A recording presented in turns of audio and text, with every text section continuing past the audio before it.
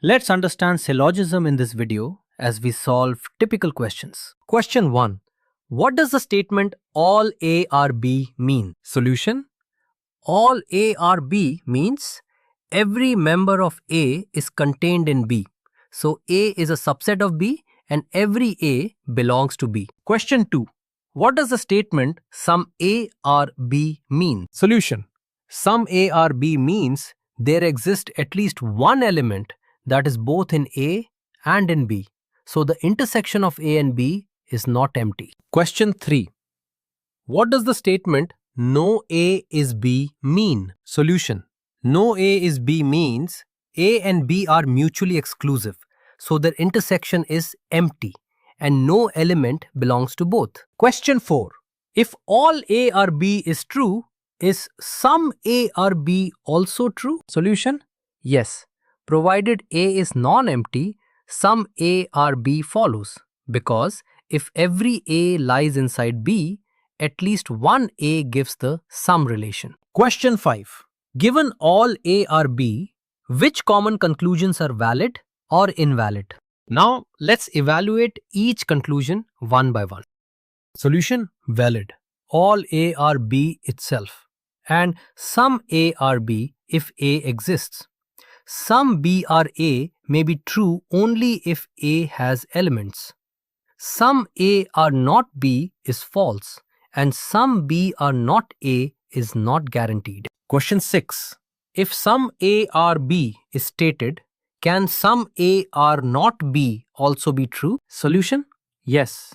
When sets A and B overlap partially, both some A are B and some A are not B can hold, because some elements may lie outside the overlap. Question 7.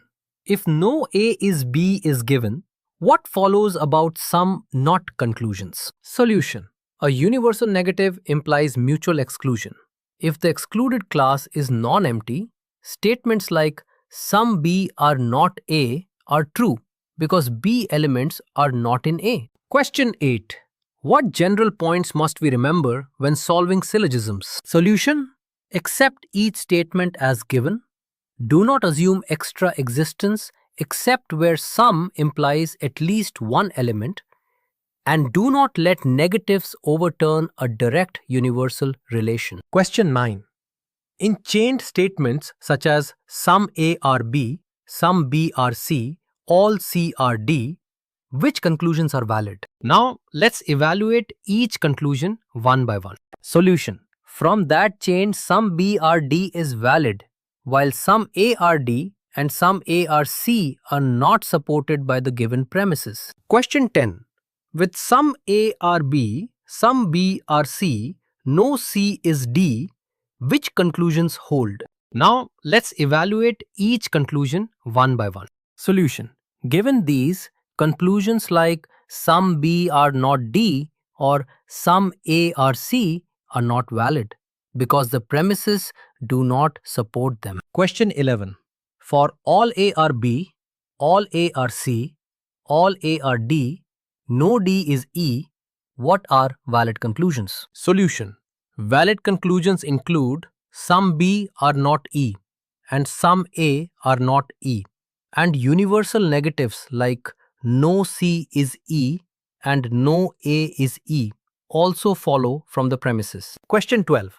When all statements are sum in a chain, like some A are B, some B are C, some C are D, some D are E, are direct conclusions about A and E valid? Solution.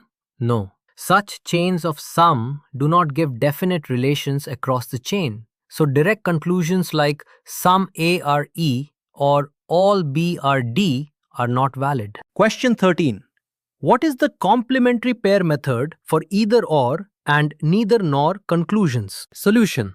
Complementary pairs match a positive and a negative conclusion that refer to the same subject and predicate. For example, no versus some. And if neither can be proved, the answer is often either or, while both false gives neither nor. Question 14. How should we treat possibility conclusions like can be or may be? Solution.